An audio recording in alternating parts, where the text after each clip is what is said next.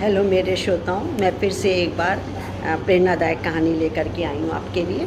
तो जिसका मकसद यही है कि समाज में हम ये संदेश देना चाहते हैं कि जब कभी भी विपरीत दशाएं आती हैं तो आप एकदम से नकारात्मक हो जाते हैं, उत्तेजित हो जाते हैं, चिंता करते हैं या फिर क्रोध करते हैं। तो देखिए, समस्याएं तो आती जाती हैं। समस्या संघर्ष से जूझ करके ही आदमी खुशी को महसूस करता है। जब जूझ जाता है तब उसको पता चलता है खुशी क्या होती है।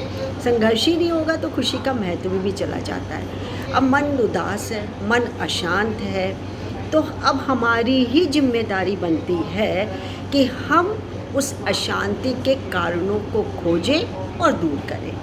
तो चलिए, मैं इसी श्रृंखला में एक कहानी आपके लिए सोच के रखी है। उसका शीर्षक है समस्याएं। तो इसको हम एक आध्यात्मिक और एक माइथोलॉजिकल एस्पेक्ट पे ले रहे हैं, परिप्रेक्ष्य में ले रहे हैं, लेकिन आप इसको हमारे और अपने जीवन में या दो वर्ग को लेकर के एक साथ आप जोड़ सकते हैं इसको। जी हाँ, तो कहानी का नाम है समस्याएं। जैसे मैंने बताया कि मन अशांत हो या समस्याएं या उतार चढ़ाव जो कि है प्रत्येक प्राणी के लिए होती हैं, बनती हैं और रहती भी हैं। उससे कोप अप करना इसको हमारी जिम्मेदारी होती है। तो समस्याएं में ये है कि एक बहुत पुरानी बात है कि भगवान उस समय पृथ्वी पर रहा करते थे। तो क्या हुआ कि वो भी परेशान हो गए एक दिन। क्यों? क्योंकि दिन रात उनका दरवाज़ा खटखटाया रहता था। तो कोई किसान आया, आज बारिश नहीं हुई। किसी ने कहा कि आज बीज अच्छे नहीं, किसी ने कहा कि टिड्डी दल आ गया, किसी ने कहा कि आज बारिश खूब घनघोर करिए, मेरा खेत सींच जाएगा। तो दूसरा आता था, कहता कि नहीं नहीं नहीं, मैं तो कुम्हार हूँ, कुम्हार पानी बरसेगा तो कुम्हार का तो सब व्यवसाय चौपट हो जाएगा, आप बिल्कुल ऐसा मत करिए। अरे भैया, परेशान हो गए, परेशानी की बात ही है। वो तो सोचते थे कि अरे मैं बेकारी पृथ्वी पर आया। खैर कोई बात नहीं है। उसमें से एक किसान था, बोला आप भगवान हैं, आपकी रचना है, आपकी प्रकृति सब कुछ है, लेकिन आपको जानकारी किसी चीज़ की नहीं। अरे बड़ी भारी चुनौती दे दी भगवान को। वो भी ये वैसे एक्चुअल में हम और आपके ऊपर भी लागू होता है। आप यहाँ किसान जमींदार के परिप्रेक्ष्य में भी कर सकते हैं। खैर चलिए, भगवान का है, मैं उसको बताती हूँ। तो भगवान ने पूछा क्या? बोले नहीं, आपको पूरा ज्ञान नहीं, अज्ञानी है। आपने पृथ्वी जब बनाई तो बहुत सारी गड़बड़ियाँ कर दी। आए दिन कुछ ना कुछ समस्याएं, इतनी समस्याएं हैं कि कभी ख़त्म होने का नाम ही नहीं लेती हैं। तो भगवान बोले कि अब मैं क्या करूं, अब तो बन चुकी प्रकृति, मुझे क्या नियम अपनाने चाहिए। तो किसान बोला कि ऐसा करिए, 1 साल के लिए अपना सारी जिम्मेदारी मुझे दे दीजिए, फिर देखिए मेरे खेत कैसे लहलहाते हैं। कभी पानी हुआ, कभी नहीं हुआ, कभी बाढ़ आ गई, कभी कुछ हो गया, तो आप मुझे दे दीजिए। स्वीकार कर लिया ये चुनौती ईश्वर ने। अब किसान दिन रात लगा रहता था, खूब पानी भी देता था, बीच में सब कुछ करता था। और एक दिन उसने देखा 2-4 महीने बाद कि गेहूं के तो जो बालियां थी, वो जो खेत था वो लहलहा रहा है, और बड़ी उत्साहपूर्ण और थोड़ा सा मद भी, घमंड भी कि अरे इतनी अच्छी फसल तो आज तक नहीं हुई है। ये क्या, ये फसल तो मैं नहीं, मेरे 7 पुश्त तक खाएंगे।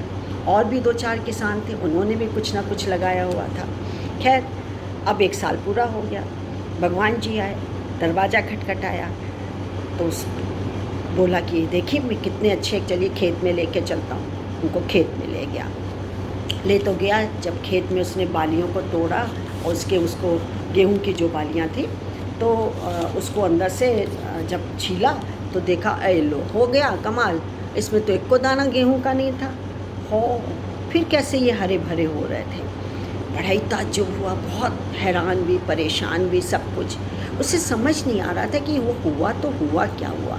उसने ईश्वर से पूछा, तो ईश्वर ने कहा कि देखो, ये इसलिए हुआ है क्योंकि तुम्हारे पास कोई भी चुनौती नहीं थी, सब कुछ आदर्श था, आदर्श से नहीं हो सकता है।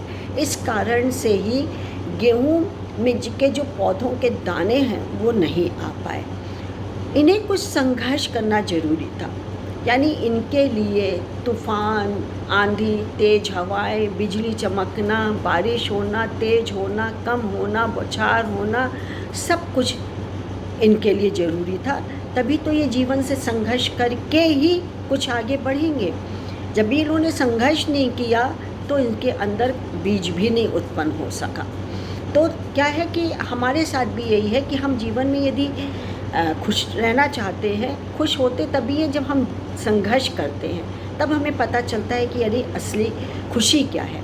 खुशी सबसे अधिक इसलिए अधिक रास आती है क्योंकि जीवन में दुख और संघर्ष होते हैं, और दुख और संघर्ष को हम परिष्कृत करके, उसको पार करके, उसकी चुनौती को स्वीकार कर लेते हैं तो सफलता और अच्छाई या सब कुछ हमें मिल जाता है।